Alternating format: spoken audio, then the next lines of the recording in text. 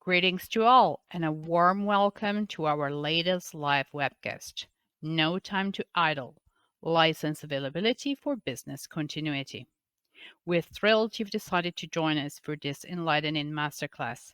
With each episode, we provide new highlights, technical tips, and success stories that will leave you inspired and ready to get your protection, licensing, and security techniques another step closer to perfection. At WIBU-SYSTEMS, we empower software publishers and intelligent device manufacturers with cutting-edge technologies, new business models, and tailor-made consulting training. Let us help you upgrade, optimize, and automate your entire license lifecycle management so you can focus on monetizing your business at a higher level. My name is Daniela Previtali, Global Marketing Director of WIBU-SYSTEMS, and I'm delighted to have you here with us today. We are joined by Stefan Bamberg, Director Sales and Key Account Management, and Wolfgang Völker, Director Product Management, both from the headquarters of WIBU-SYSTEMS. To give you a roadmap for today's session, here is what we will be covering. Software and smart system developers utilize licensing as a pivotal element for monetization, safeguarding intellectual property and mitigating piracy risks. For industries like automotive or critical infrastructures, uninterrupted license access is essential to prevent costly downtime.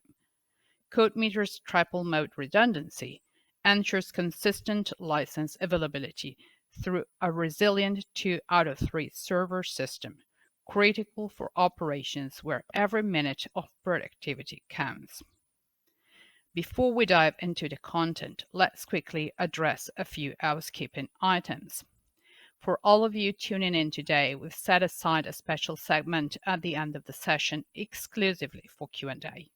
We warmly encourage you to drop your questions into the live chat box as they come to mind.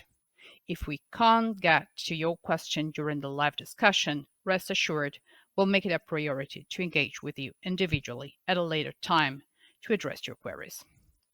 This session is being recorded, and a link to the on-demand replay will be sent straight to your inbox within the next couple of days.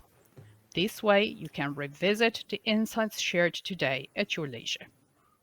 And don't forget, stick around for the entire live session and seize the opportunity to win an invaluable 4 hours of personalized CodeMeter consultation with our industry-leading experts.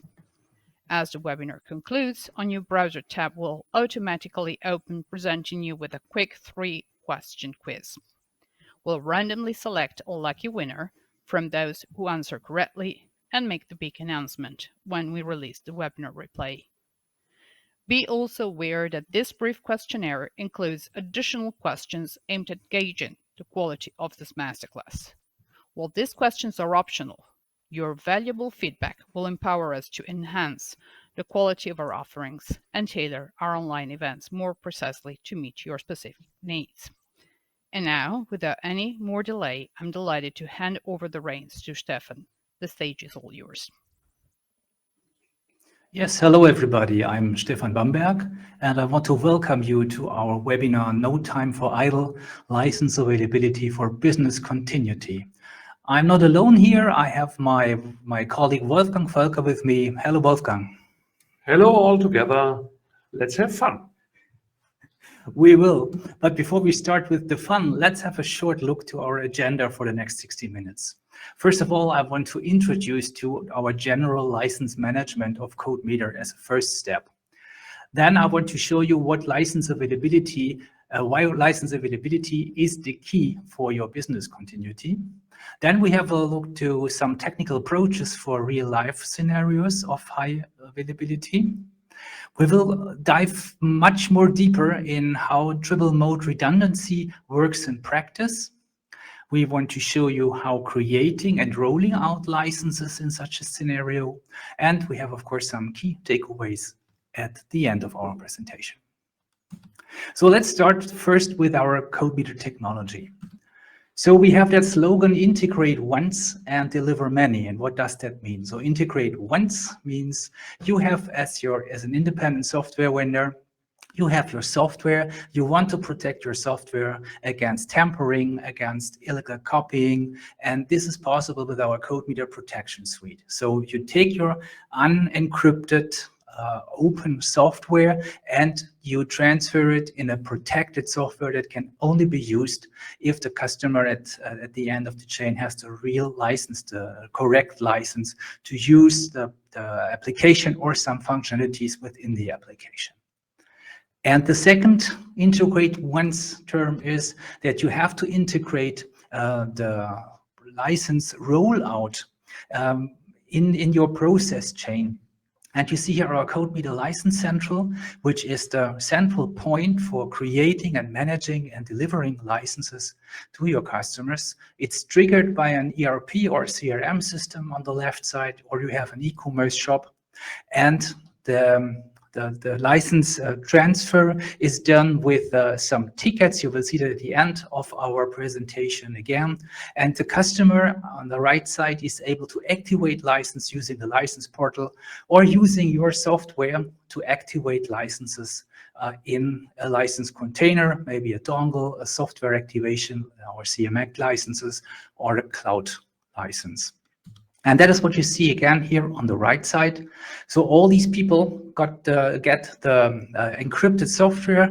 Ideally, it's got a complete, full-featured software. And with the license entries, you trigger which functionality can be used by such a customer because he has bought it.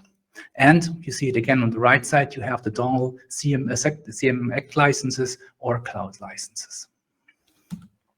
Let's have a closer look to that system, just in a nutshell. So we have, again, the systems on the left side. You are on the left side delivering licenses to your customers. On the right side, you have several applications in the cloud, for example, software as a service application. You have a mobile app, or you have an on-prem software which uses licenses in the cloud without any problems. And you have on-prem software that is running in the framework of the customer. It's not connected to the internet, but you want to use licensing mechanisms as well. The License Central, as mentioned before, is the intermediate application between your processing system, order processing system, and the customer at the end. We have a license portal in front of the License Central that allows you to create a self-service portal for your customers, for the end customers of your customers, to use licenses, to deactivate licenses, to manage licenses on their own. On the other side, when we took a closer look to the cloud, we have the CodeMeter Cloud Lite version, which is a REST API, only focusing on license management. And we have our full-featured CodeMeter Cloud that allows you, of course, licensing on the one side, but using also all the protection support that we have with our CodeMeter technology, also supported by a cloud container. Then, of course, since 35 years, we have our CM dongles. We have our CMX license, which is just bound to hardware characteristics of a PC or a device. We have also the possibility to activate licenses via a browser. So the customer starts a browser and enters the ticket ID, and then he can activate the licenses into the several container types. So we show here, like the ordering system triggers the License Central to create a ticket for the customer that is delivered to the user, and the user can use a browser or the software activation wizard that can be integrated in your on-prem software, so that within your application, the customer is able to activate the licenses on his system. This activation can be done, as said before, in the several container types, in the cloud variants, or in the dongle or the CMX license. And Last but not least, the software is using the activated licenses to find out which functionalities or which applications can be run according to the licenses the customer has bought and activated in such a license container. So let's have a look. Why is high availability such a priority? Well, there are several use cases for using software, and in production environments or on 7/24 services, it's very important that also the license is available all around the clock. Yeah, if you have some automation in the industry, in automotive, we need this available all the time. If the band stops for several minutes, this costs a lot of money. And for this, we need the continuity of the license availability all around the clock. So we have this on some production, as you can see on the pictures here, and working with the robots or whatever in all these several areas. Yes, and there is a special need here for critical applications out in the field. So especially for software that is running in the energy sector, in the water sector, financial sector, even telecommunications, emergency management, there is a need to have licenses available all the time with a high ability version of that. You see on the left side a surgery where you have a real professor working on someone, but there is also a robot assisting him during that surgery. So that may not happen at all, that the not existing license would stop such a surgery and has an effect of the life of the patient. On the other side, you have such petrol gas stations that cannot be run, cannot give out gas if there are licenses missing or licenses are not available. So we have a massively restriction or even a danger in public life. So that's very important. And last but not least, more and more applications will find their way into the cloud. So not only the licenses has to be in the cloud, also the applications are in the cloud. And there you have a single point of failure, because if the cloud solution is not available, nobody can use such an application in the cloud. And especially if the licenses are not available, it doesn't matter if the application is there or not, you cannot work with that applications. So there are several requirements of the ISV. And so this is at first that he wants to protect his knowledge. He wants to keep his knowledge on his own, so his intellectual property needs to be safe. And for this, we are encrypting and obfuscating software and data. And it's coming more and more that we need to protect the creation of AI models or the using of the AI models.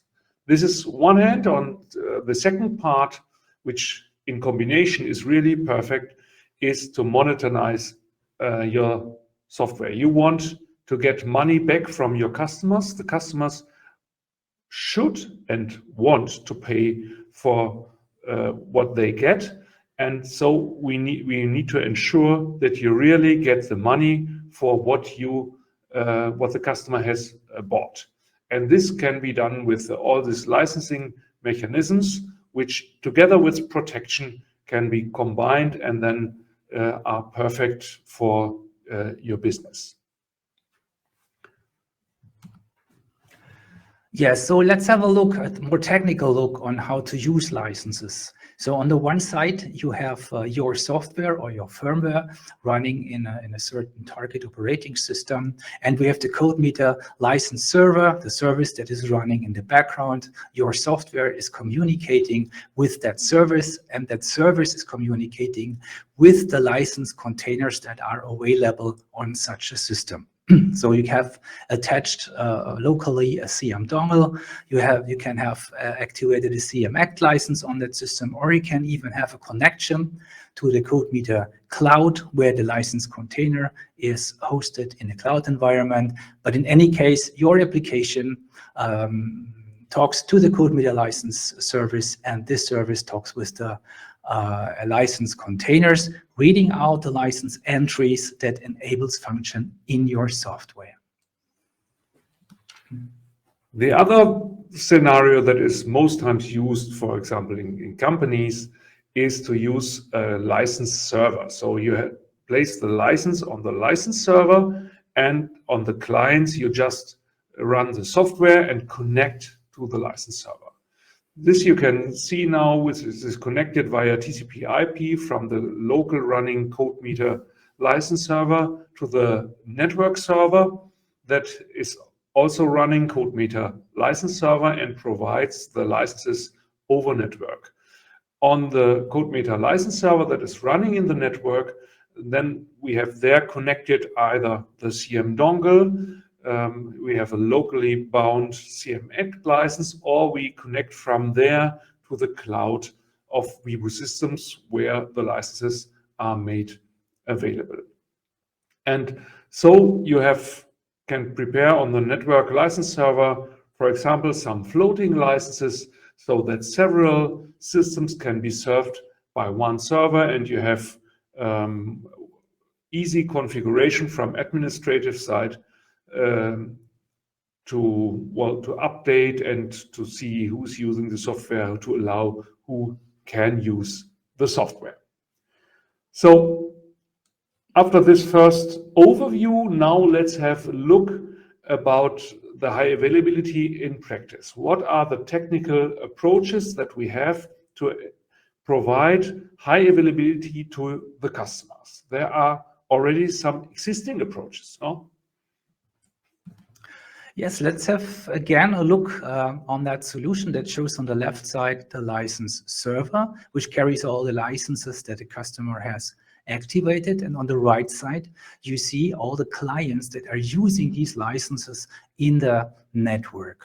So we have here, for example, 3 available licenses on the left side, and you see 4 clients want to use these licenses. So it's a kind of a floating license network server. 3 of them can use it when use the existing license on the left side. The 4th one has to wait until one of the first 3 closes the application and the 3rd license is available again.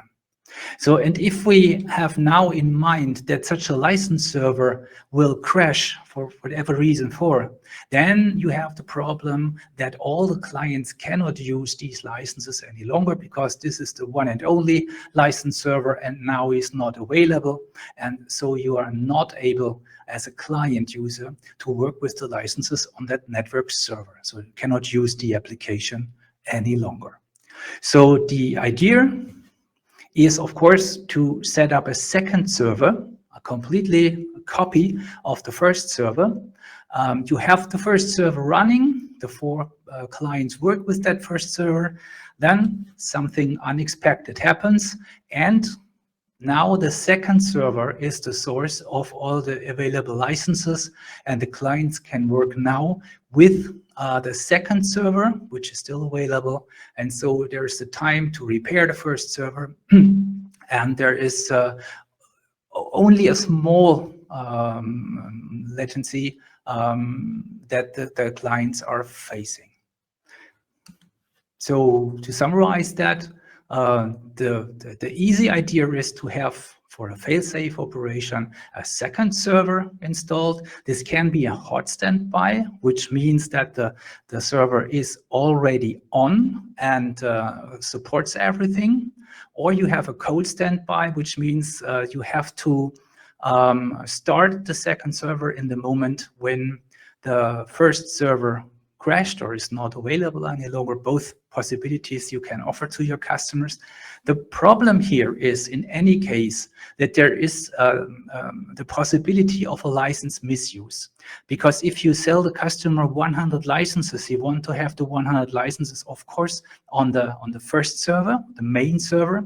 But if there is a problem, he wants to have the 100 licenses also on the second server, which means you have to give a customer the double amount of licenses so that he is able to start the spare server in the moment automatically or manually when a problem occurs. So there are some solutions. You have a contractual determination that says you are only allowed to use this in a case of emergency, but you cannot control that. You can control it, or you can discount prices for emergency license, but you let the customer pay for these emergency licenses. Or you set up emergency licenses that have a limited duration. So if the first server crashes with the full-blown licenses, the second server has licenses which had, for example, an expiration time of a week, for example, so that there's enough time to bring the first server on the line again. So these are the possibilities that you have today, but with the drawback that you have the problem of license misuse. But of course, there is a solution for that. With this TMR system, we try to reach the goal to provide the licenses under high availability conditions, but to prohibit any misuse. So we exactly want to have whatever the 20 licenses that I have programmed, these 20 licenses can be used by the customer, but not 21. And if we need this together with a high availability, so all around the clock possibility, then we need something like TMR. The other goal is that this needs to be integrated in the processes, at best in the same way as we do this for all other licenses in CodeMeter. So let's have a look at first for the setup of a TMR system. A TMR system consists out of 5 servers. There are 2 TMR servers, which are the ones that communicate with the clients. So they see only one. The second one is just a standby server. So the client connects to one TMR server, and this TMR server has in his background 3 backend servers that provide the licenses. Of course, it's essential that all the servers are run on different hardware systems so that a failure of hardware does not cause downtime of the system because several systems at the same time go down. Well, let's have a visualization of this, and that makes it maybe more easy to understand. On the left side, we have the clients. They connect to the TMR server, and this TMR server gets his licenses out of 3 backend servers from there. You can, for example, put 3 CM dongles on the backend servers or 3 CMX licenses, what you want, on these 3 servers, and they all get the identical license, for example, license quantity of 20. And in addition to the standard license quantity, there's an option to set a TMR ID for the licenses. And this is important. These TMR IDs need to be the same. And if the TMR server reads out the backend servers and he finds the licenses matching together with the same TMR ID, then they are combined and presented in a virtual CM container on TMR server so that the client sees only one virtual CM container and connect to there. Yeah? And this is one advantage, that from the client perspective, it's just a network server. And also, if you at some time change from a standard network server to a TMR setup, you don't need to update the clients because the client simply connects to a network server with a standard technology, standard protocol, nothing new. So this works also with older clients, older pieces of software on the clients. This picture with all its turquoise parts is the standard setup when it's running. And of course, the TMR server in the moment is the single point of failure. And for this, we need a second one, a standby TMR server. They are coordinated with a keep alive daemon, so they check each other. And in case of one of the servers goes down, if the active server goes down, the standby server directly starts taking over his role and then starts to get the traffic. We're working with virtual IP, which is standard data center technology. And so the TMR server B in this case can just signalize, I will now take over all the traffic for this virtual IP and then gets the traffic.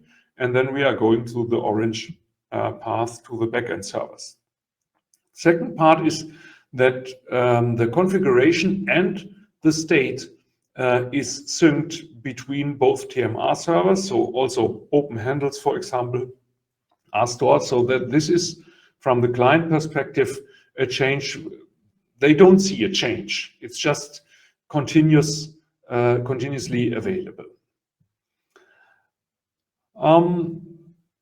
Interesting, of course, is the part how to provide why do we need 3 backend servers? And we are working there with the 2 out of 3 principle. So we have the majority of licenses, and then we see, or then we can provide the license. If 2 servers or 2 licenses in different containers at the backend servers are available, then we can provide this. They need to have the same TMR ID, and then they're identified together.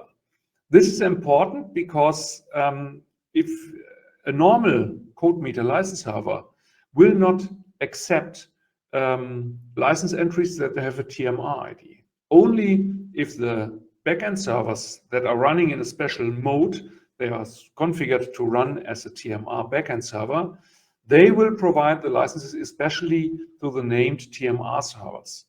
But a standalone license network server will just say, okay, I cannot provide this license. Because that's one of our goals. We only want to provide exactly these 20 licenses, not more and not less, of course. And therefore, just someone finding this single dongle should not be able to provide these licenses or to use the licenses.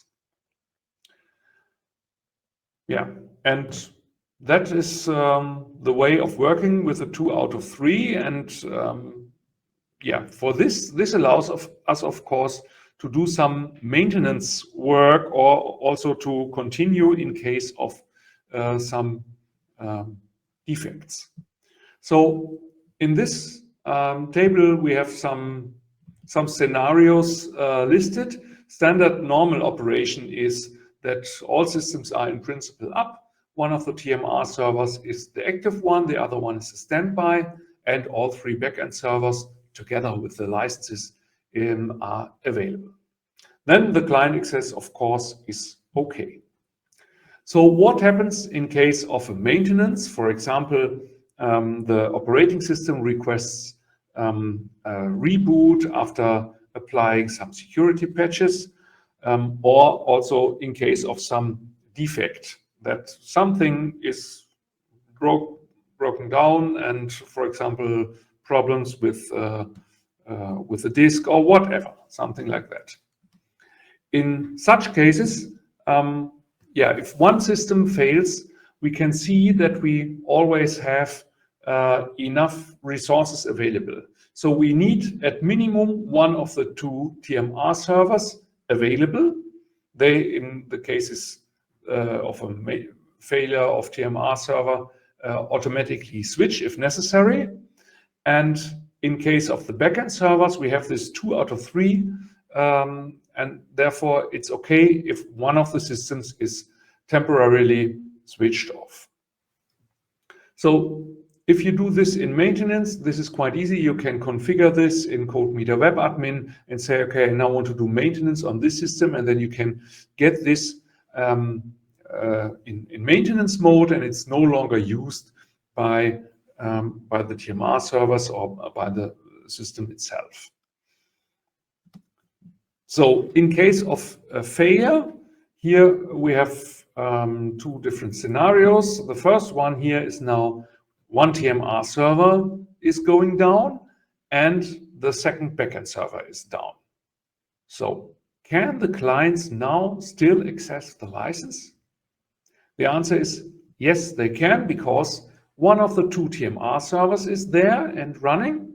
So in this case, server B, and 2 out of 3 is fulfilled. So backend 1 and backend 3 are showing the licenses. And so, yes, the client access is okay. And the last sample is we have now 3 systems failing. One of the TMR servers is failing and 2 backend servers have some problems. In this case, we have, well, TMR servers, one is active, one is off, no problem. But on the backend side, we need 2 out of 3 and we only have 1 out of 3. And this is not enough. And therefore, we run into this error. Yes, and how does that look like in the reality? So we have here the CodeMeter Web Admin, which is part of the CodeMeter Runtime Service. And you see here the overview about the existing systems in such a TMR part. We have the TMR server 1, which is online. The TMR server 2 is in standby. And we have the 3 CodeMeter backend servers, which are online, and therefore the whole system is good for supporting licenses in the accurate way. So now several things to know about the TMR. So TMR supports our universal firm code starting with a 6 million. So if you have UFC, no problem at all to use TMR servers for the high availability of your licenses. At the end, you have, from your perspective, of your application, you see 1 container instead of the 3, of course. But this container is serial number 131 as a prefix, which indicates that this is a TMR server license. We support CM dongles and CM ACT licenses on the backend server, and there is no need to change your client that is using such licenses. So even if you want to use TMR licenses, there is no need to change your application, the protection of your application, or the usage of the API, for example, in any way, because it's 100% compatible to that. So even with software that was protected by XProtect in 2017, everything works like intended and supported. The use of emergency licenses with usage period is not recommended, and the licensing borrowing is not supported. So that these are limitations that you have to keep in mind when you want to use TMR licenses. Let's have a look on the TMR server. What are the conditions there? So the TMR server needs to be a Linux system. We have prepared installers for this. The design of the TMR server is based on the data center technology, on commonly used stuff. So we have this TMR servers combined with Keep Alive daemon, and so they check each other and agree who's currently the master and who is the one that is just in standby. And as mentioned before, we are using the so-called virtual IP. This is also standard and can be, if you ask your administrator, he will say, yes, we are able to do this. You just need to reserve some IP address for this. and then the TMR servers can on their own arrange who should get the traffic from that is dedicated to the TMR server. On TMR server side, the licenses and handles are managed. We have learned that they are provided in a virtual CM container starting with 131. And so this is this virtual container and all the handles. And if there's another handle available, if you can access this license anymore, is managed in the TMR server. The cryptographic calls are sent to the backend servers because, of course, the cryptography stuff is only available on the backend servers. And so in this part of working, the TMR server is acting like a load balancer, and he's sending the calls that he cannot answer itself, is sending to the backend server. For example, if you need something to crypt, to encrypt, to decrypt, then this is done on the backend server. And so if you start your application and this needs some decrypt operations at startup, then at first you open a handle. This is just done on the TMR server. It does not really need to connect to the backend server at this moment. And then the second call is, okay, I now want to decrypt this sequence because this is my key for decrypting all the rest. And this is then sent to one of the three backend servers, just like a round robin method. Then he's sending over there, and then you get back the result to the TMR server, and the TMR server sends it to the client. The TMR server is designed and programmed to work completely in parallel. So in all the cases where we don't have some dependency, then is working in parallel.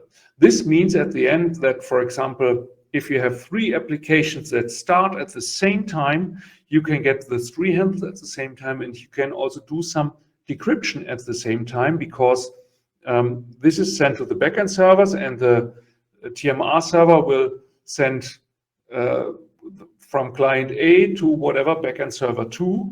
Client B will send to backend server 1, and client 3 will send to backend server 3. So sometimes TMR servers a little bit faster in the meaning of no waiting time in front of the license server, because other calls are currently done. So this is what we do on the TMR server side. On the backend server, yes, after that deeper look into the TMR structure, let's have another deep look into creating and rolling out the licenses to a TMR server. And just have a look at our basic structure of delivering licenses from the ISV, the vendor on the left side, to the end user on the right side. It's our standard procedure to do that. So for example, an ERP or CRM system like the SAP is sending a request to the License Central in the middle to create a ticket ID, an activation code for a customer to be able to activate the licenses into such a license container. So License Central is in charge of managing and distributing the licenses for an ISV in collaboration with the end user. So we have step one here, a purchase order comes in, the License Central knows which items are used for the license entries. You get a ticket, in most cases send it back to the ERP system. The ERP system delivers that ticket, which is nothing else than a very good password, letters, numbers divided by digits. And this ticket is, for example, sent out by email. It is printed in a delivery form, and the end user has that ticket and is now able to use the license portal. On the one hand, I mentioned that in the beginning of our webinar, this is the web front end that is available for the end users of our customers, of our ISVs, and can activate these licenses just by sending a fingerprint of the license container, a dongle, a CMX license, or even a cloud license. And together with the ticket that allows them to activate the licenses and to get back the licenses into the license container. This can also be done integrated in your software using a software activation wizard, for example, so that you have two possibilities to activate licenses at the end customer side. And how does that now change in case of a TMR server? And the good news is not at all. So what you have to do is you have to activate the TMR capability in the global settings of your license central. You see here on the right side, this is just a setting. You make a mark in that square, and then the license central works with TMR licenses. What you have to do in addition is you have to define a license container as a base for such TMR licenses. And this is done in the create CM container type. You see here the typical parameters of that. And there is one interesting point here. You can say, okay, this license container type supports the TMR exclusive option. This is all what you have to do in the license central on this side. But of course, you have to define now your item in the license central in a way that it also supports the TMR container licenses as well. So I have here the full-blown possibility. I have one item for my sample notepad application for a single user, and this license, firm code, product code, can be activated in a CMX license, in a CM cloud container, in a CM dongle, and now also in a TMR container with the possibility for high availability. Of course, this is not the typical way how to define that, but just that you can see you can mix everything, and TMR container is nothing else than an additional container type for your item in the license central. And if we again check for the process, you see here it's the step number 4. So we are collecting automatically all the fingerprints of the 3 backend systems. We send that fingerprint together with the tickets, to the license central. And in step 5, you get back for each of these backend servers an update file that updates the licenses on each system step by step. There is also a confirmation process for the license central. It's a receipt that comes back to the license central that confirms that the licenses are installed. And as usual, we support online and offline environments.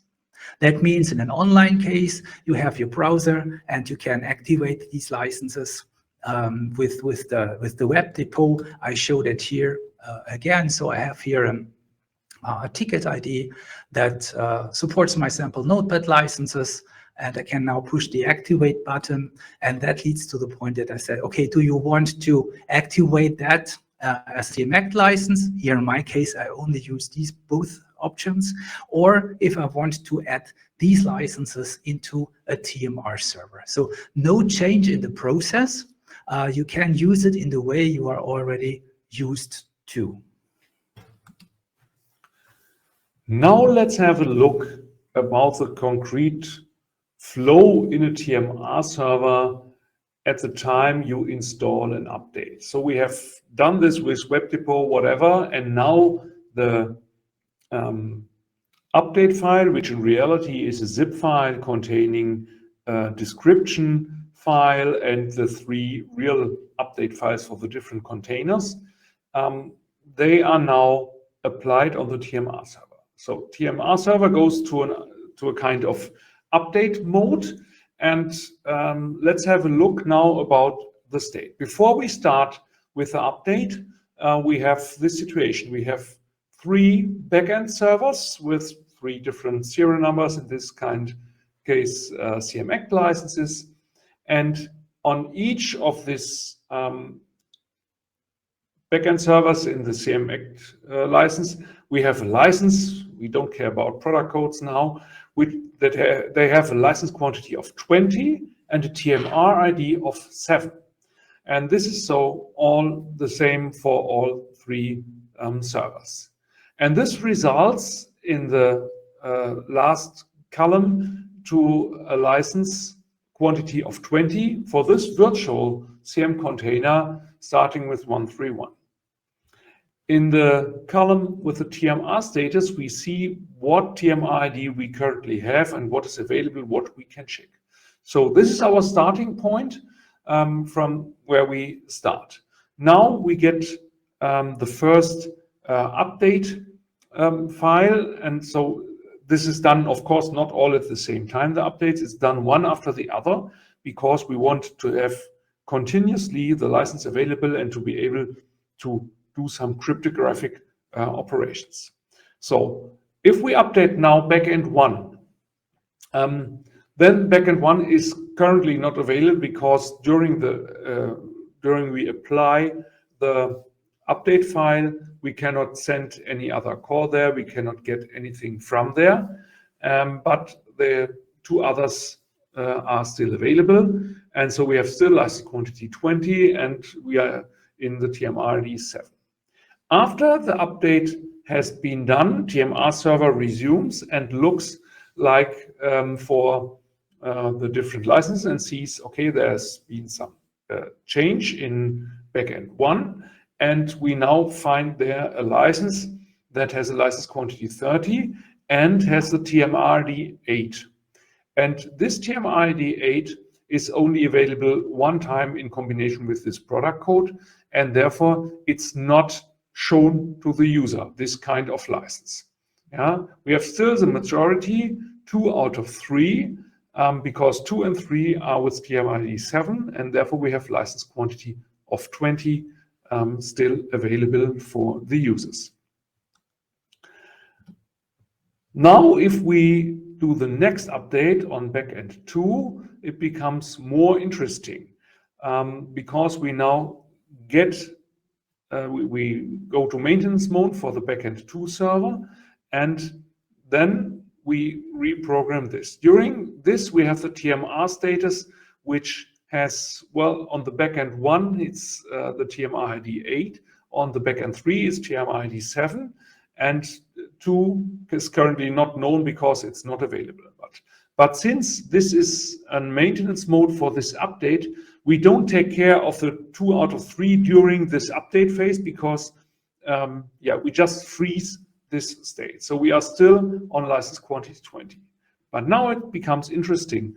If the update of backend 2 has been finished, then it looks like this. We have the license quantity of 30 with TMR ID 8 on backend 1 and backend 2. And so this is now the majority, and therefore the new contents is derived from the 2 licenses, from the licenses in backend 1 and backend 2. And so therefore we have now the license quantity of 30. Up from this moment, 10 other users can use the license. And then we do the update of the 3rd server to have later everything on the same level, same TMR ID, same state. And so backend 3 is not used for some time during the update.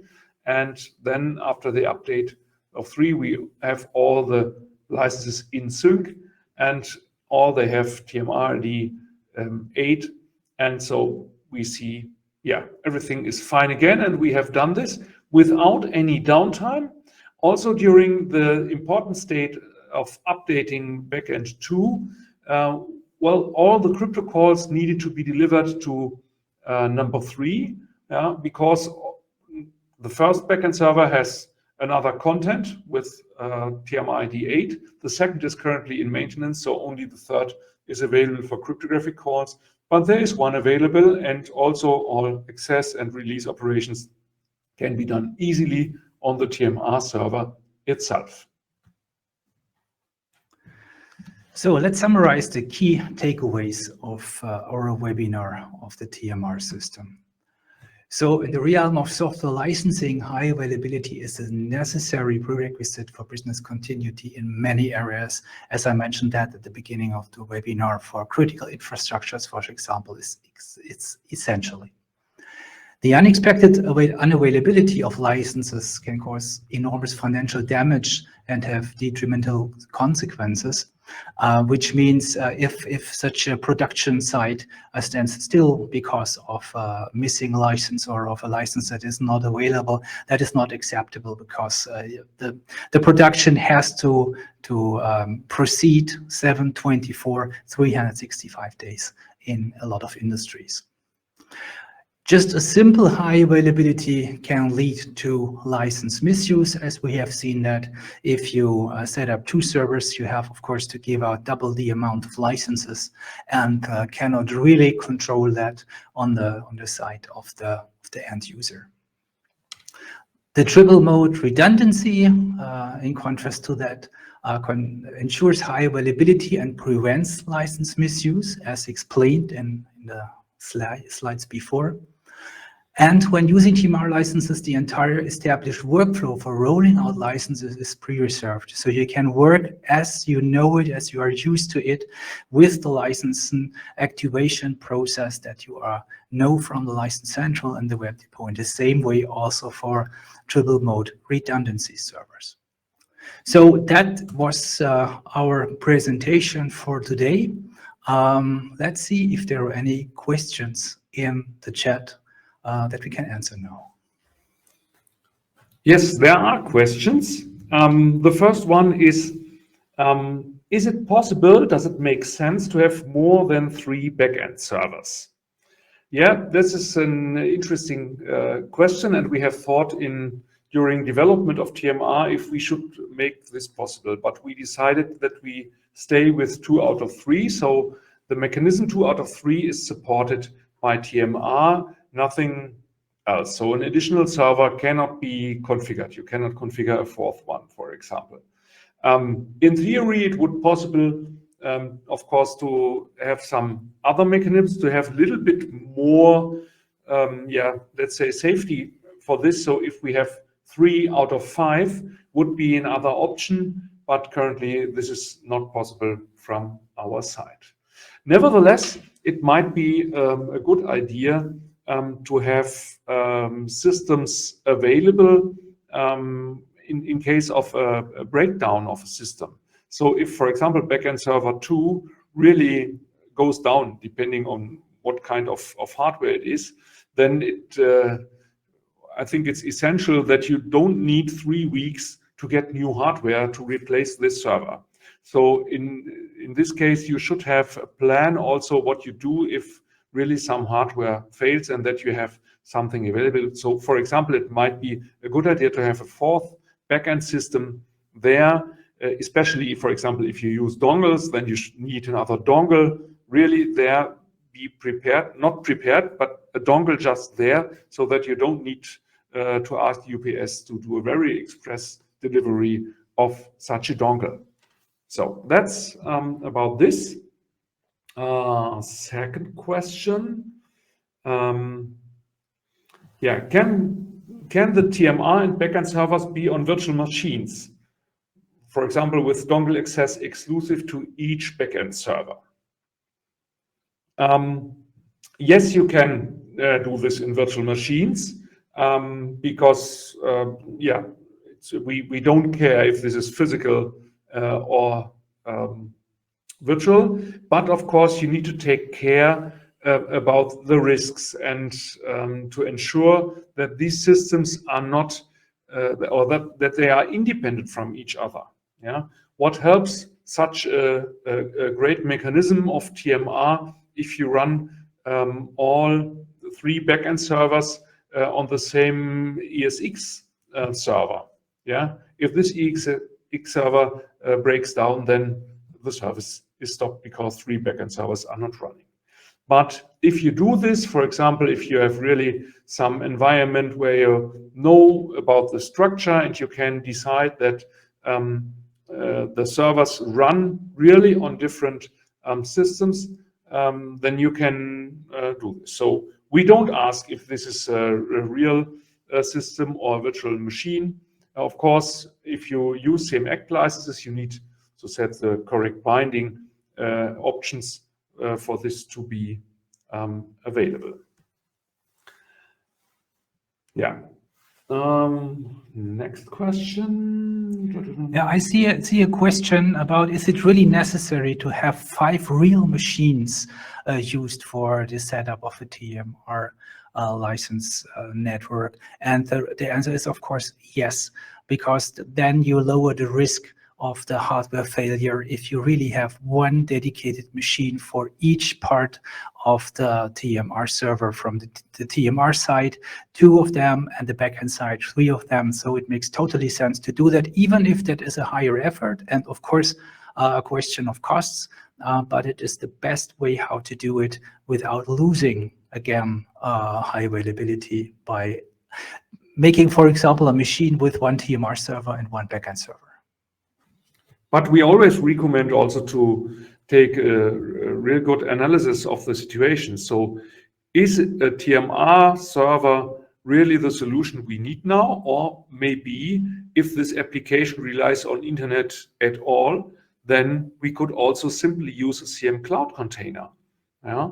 And because we have to state running a TMR system is running 5 servers, and this needs maintenance. You need an administrator that takes sometimes care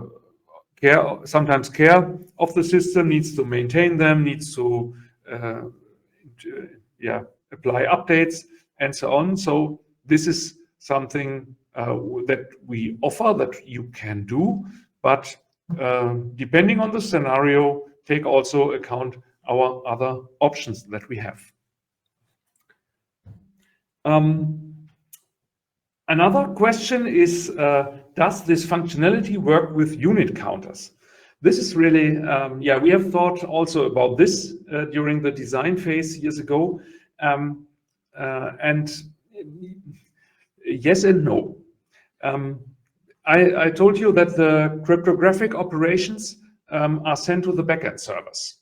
And in this case, so if decreasing a unit counter is something that is part of a cryptographic operation. So if we dive really deep in the API calls, you can see that a crypt operation has an option to set a value that up to 10,000 units are decremented at the time of doing this crypt operation. And so this crypt operation is only executed on 1 server. So a unit counter then would be decreased on 1 server, and the other 2 remain with the old unit counter. And it's also, we may have situations where not all 3 backend servers are available, and so we also cannot achieve then reducing them afterwards and so on. So the unit counter is not good for having some hard limits, like, okay, I set it to 100 and then reduce it to 0. I would not recommend to use it for that. But if you want somehow to count something, and you, for example, set a relatively high value to a unit counter to all of the 3 backend servers, then at the end of the year or whenever you get back context files, you can check how heavily this system was used, how many units have been used. But I would not use it with the stop functionality, because at the end it becomes a little bit wild, because then some of the servers are still at 0 and other might have 5 or whatever. Yeah, I think that's what we can answer now during, if I look at the time. And so thank you for listening, and thank you also for your questions on this very interesting topic with the license availability for business continuity. Thank you for listening. Thank you very much also from our side. This was the last webinar in this year. I hope you will follow us again with our new webinars next year with new very important and very interesting topics. Thanks a lot and take care.